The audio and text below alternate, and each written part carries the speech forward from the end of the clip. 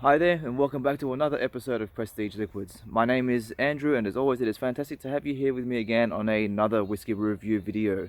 If you're a returning subscriber, thank you for joining me along my journey so far, and if you're new to the channel, then please make sure you hit the bell notification and the subscription button right now so that you can stay up to date with all future content. Well now, on to the show. Okay, so here we go. Let's get started on another whiskey review video. Today we are going to be reviewing the Nikka Whiskey Single Malt Miyagikyo. And since it is currently summer in Australia, it is very convenient that at the moment the cicadas are now going off, I guess just as they would be during a proper Japanese summer. So I'm going to pour some of this into the glass. And let's get some information ready for you. So, Miyagikyo actually refers to a range of single malt whiskey expressions that have been produced at the Miyagikyo distillery. The Miyagikyo distillery is the second distillery started by Nikka's founder Masataka Taketsuru. This distillery was started to reflect the differences between his first distillery, Yoichi. So this is a non-age statement whiskey. I believe that this version comes from the 2016 style onwards. It's a permanent product that showcases the elegant style of Miyagikyo malts when all age statements were discontinued. So a lot of you may remember going back a couple of years ago now that pretty much Japan started running out of their whiskey and pretty much stopped the production or more so stopped the sale of all of their age statement whiskies so they could start catching up with some more aged stock. So this expression has also been labeled as a Japanese whiskey on their website as per the recent Japanese whiskey labeling guidelines effective as of the 1st of April 2021. Again, a lot of you that are into Japanese whiskey will be familiar that not all Japanese whiskies are what they say they are. Luckily, Nikka is comfortable enough to be able to admit which of their whiskies are and aren't, say, Japanese whiskies. This one, however, it does tell you so on their website. Other ones, say for example, the Nikka whiskey from the barrel will tell you that it is just a whiskey. Moving along, so also the Miyagikyo malts are made by using peated and non-peated malts. This non-age statement version also has sherry cask influence and bottled at 45% ABV. Alright, so now that we've got that out of the way, let's get on with the tasting. So, on the nose. This is an exquisite nose for a whiskey, absolutely beautiful.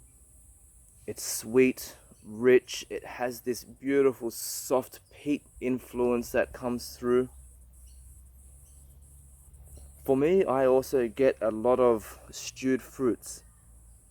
So I'm getting things like stewed apricots and peaches. I'm also getting apple, pear, vanilla, touch of caramel, and definitely some gentle oak and lemon influence as well coming through. Sorry, it's getting a bit warm out here. Alright, so let's move on to the palate. Okay, so on the palate, I'm getting sweet peat at the front with a light and very peppery mouthfeel. Also,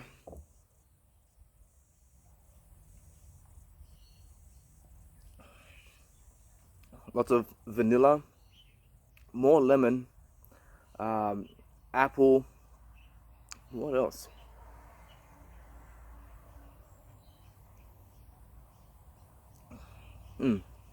Fresh and dry grass. I'm also getting like honey and a touch of caramel towards the end as well. For the finish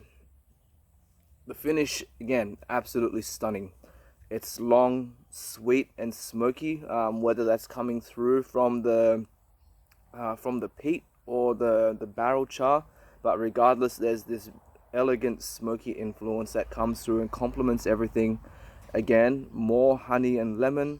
I'm actually starting to get some white pepper influence coming through. And funnily enough, this is something that I've never had on a whiskey before, but I'm starting to get like a touch of juniper. There's a certain like juniper characteristic that's coming through. Uh, yeah, so it's absolutely amazing to find a different note. I'm also getting, say, some of those stewed fruits coming back as well. So I'm also noticing some of the apricot is definitely there on the finish. All in all, this is a absolutely stunning whiskey. I mean, Nikka have been producing some absolutely fantastic malts.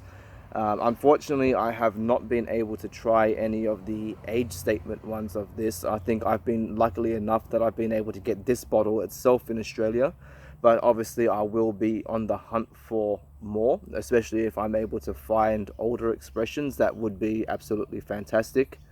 But yeah, so far I have not been disappointed by what I have tried from Nikka. So if this is a whiskey that you've been curious about, then definitely make sure that you don't hesitate any longer. Go and get it. It's a fantastic whiskey I would say, for a Japanese whiskey and an NAS. It can be a bit pricey, but at the same time, I think it's pretty reasonable for what you're getting as well. I mean, I've paid more for worse, so I'm happy to put that money aside again for another bottle of this. But yeah, I don't really have anything else to say about this anymore, so I'll call it a day.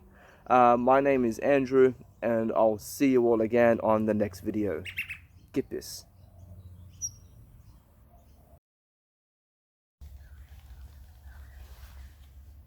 Oh, you're still here.